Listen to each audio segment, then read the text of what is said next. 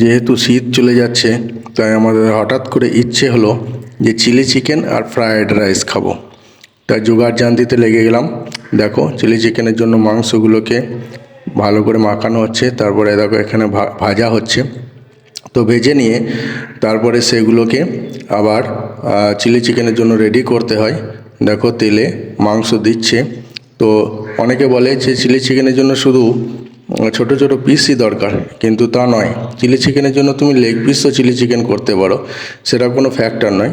পাশের কড়াইতে দেখো ভেজে নেওয়া হচ্ছে ক্যাপসিকাম। ফ্রায়েড রাইসের জন্য ক্যাপসিকাম এবং কাঁচা সবজিগুলো আচ্ছা করে ভেজে নেওয়ার পরে সেইগুলোকে একটা জায়গায় রেখে দেওয়া হবে।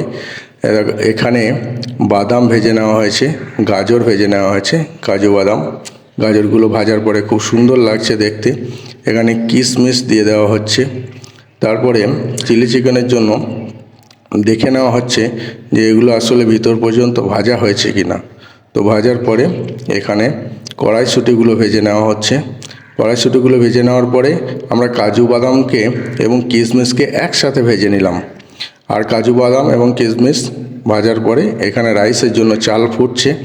যখন আধ হওয়া ভাত হবে তখন সেগুলোকে নামিয়ে দেওয়া হবে। এখানে বাদাম সব কিছু আমাদের এখন রেডি। এখন